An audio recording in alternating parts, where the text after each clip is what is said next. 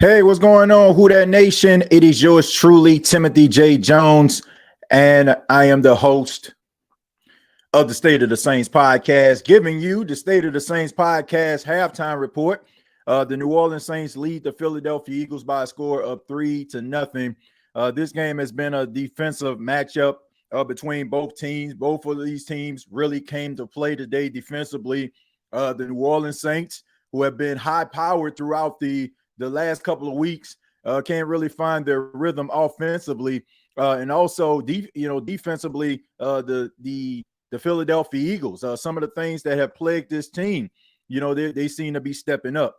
And that was one of the main reasons why I've been telling people, like, you've been putting stuff in the chat. Like some of you are saying like, oh man, look at the numbers. They rank this, they rank that. I told you, like, these guys are very prideful individuals, man. They heard about the New Orleans Saints all week long. The whole NFL world, sports world singing their praises. And those guys came into the Caesar Superdome. They looking to win a football game. I think if we want to go ahead and talk about a tale of this half, it has to be the absence of Eric McCoy. Eric McCoy going down early in the game has played a huge role in the way that this offensive line is looking right now. Once he left, they slid Lucas Patrick to the inside to center and brought in Ali Udoh, and Jalen Carter and Jordan Davis are eating these guys' lunch. I mean, they are getting their ass whooped in the trenches. It is absolutely embarrassing to see this. That's the reason why the Saints can't find success up the middle. I don't know the severity of Eric McCoy's injury, but if he misses some time, man, I think this offensive line is indeed going to get exposed. They've done a really good job over the last couple of weeks kind of covering up their imperfections, but when you lose, which I feel right now is the best center in football, it's pretty obvious that you're going to struggle. Offensively, they aren't able to do some of the things that they've done this week. I mean, last couple of weeks, I should say, running the football. Alvin Kamara running the ball, mostly like the stretch plays and, and the toss plays and those blocks. You got to give credit to the Eagles. They're getting through them and they're making tackles, man. So these guys are prideful, man, and they are coming to play. There was a hookup from Shaheed from Derek Carr. Should have been a touchdown, but I think it was the pressure that was on Derek Carr, which caused him to kind of throw the ball a little bit early, and he wasn't able to really put the zip on the football. I think if he would have led the ball in front of Shaheed, that would have been a touchdown. But all in all, man, you got to be impressed with this defense. I thought like the Philadelphia Eagles was going to do their patented tush push, but on a 4th and 1, they got the stop to go into the half. And this defense right now is playing their hearts out, man.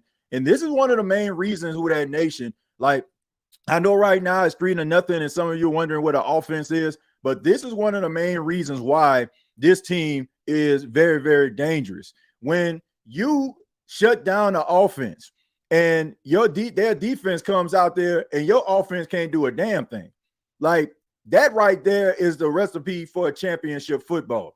I don't expect for the New Orleans Saints to win every single game. I don't expect for the Saints to have 40 every single game. There are going to be games like this where we're going to really find out who the New Orleans Saints really are. But I can tell you this, from what we've seen over the last couple of weeks offensively, and you combine the fact of how this team is playing defensively, yeah, they're giving up some bigger plays down the field, but they're not breaking in certain situations, man. So I can have an appreciation for that. Carl Granderson is an absolute beast. I mean, this dude is all over the field, a forced fumble, a sack. I mean, he's got a tackle for loss. We need the defensive line to be able to kind of counteract what he's doing, man. I mean, those guys are getting stonewalled at the line of scrimmage, man. So somebody else going to have to come through. This is one of those games where Chase Young, you can really kind of set yourself out. I mean, that was a really good stop, to be able to stop Saquon Barkley for that 1 yard, stifle, just completely stonewalling him and getting a turnover on downs. But they're going to have to go ahead and pick it up, man. I mean, they're going to make these adjustments.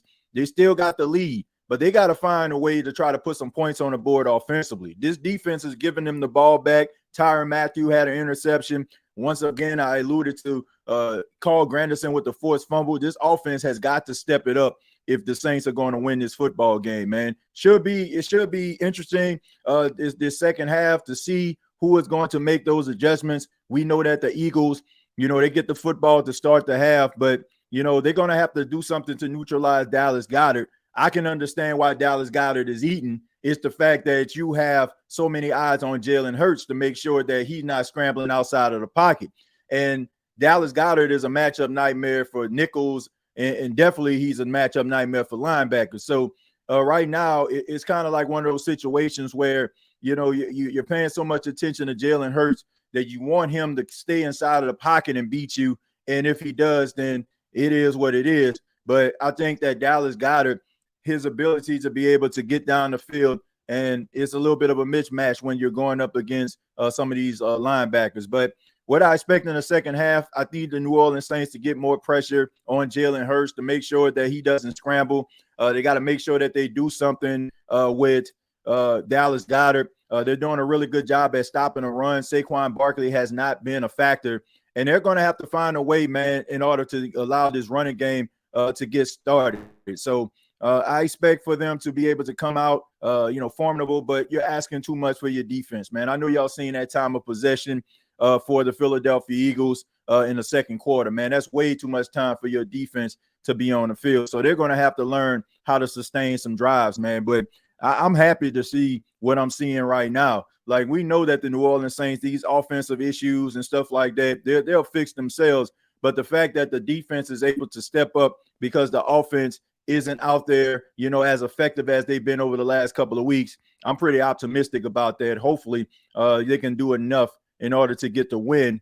Sometimes the wins aren't going to be as pretty, but if you can get out of here with a victory, don't matter if it's by a field goal, no matter if it's by 1 point, for a fact that, you got yourself a championship caliber team. It says Goddard and Smith, the only threats vertical down the field. Yeah, man, they're the only threats, but they're getting those chunk yards. But once again, the Saints are bending but not breaking, kind of similar to what the Eagles are doing. The Eagles, their interior, man, my goodness. I mean, the Saints offensive line, they getting whooped in the trenches right now between Jalen Carter and Jordan Davis. That's what's happening. Derek Carr can't step up in the pocket because Ali Udoh and Lucas Patrick are, having issues being able to contain those guys. I think if Eric McCoy was out there, I think you'll probably see a little bit more success. But they're going to have to find a way, man, to try to get some of these other pass catchers involved. I haven't heard Juwan Johnson's name that much.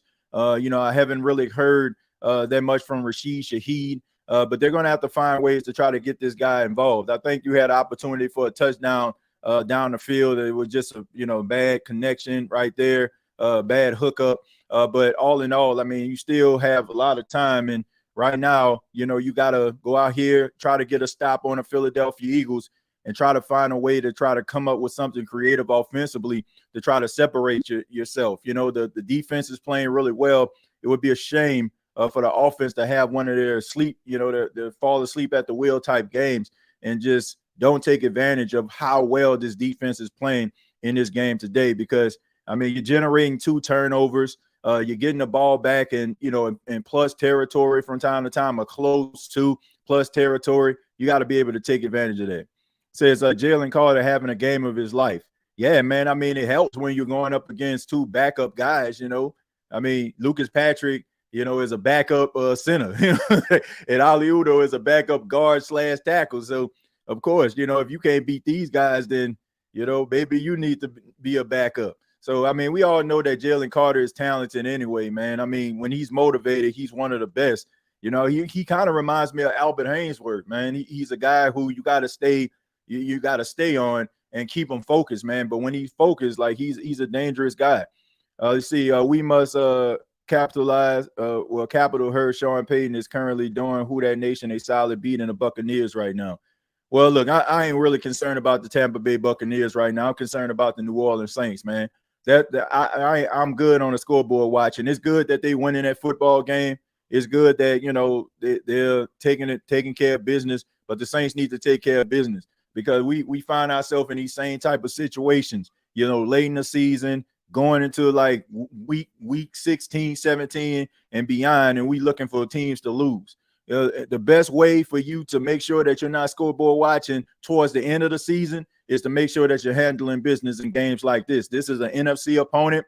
This goes towards helping you to be able to separate yourself when it comes to the NFC playoff ranking. So you want to make sure that you win these type of games. But this is what you want to see, man. Like this is one of those games where you're going to be battle tested. And if you can come out on top, this is one of those games where you can look back and be like, man, this is the type of team that we're trying to build. This is the type of warrior mentality. But they're going to have to give Derek Carr some time, and they're definitely going to have to run the football more effectively and make sure that they neutralize the Philadelphia Eagles and not surrender some of that leaky yardage. But hopefully the Saints can get it done. I'll be back for the post-game show. We will be going live on Bleacher Report. Once again, going live on Bleacher Report after this game. This show is brought to you by BETUS. Sign up today, get up to 150% on your first deposit, and you get up to 125% on your second and third deposit. Just use the promo code YouTube150. Once again, I'll see you all on Bleacher Report. Make sure that you go to the predictions episode of this. You'll see the link where you can actually click on that and be able to get you directly to the post-game show, okay? Thank you all so much. See you at the end of the game. Till next time, all I got to say is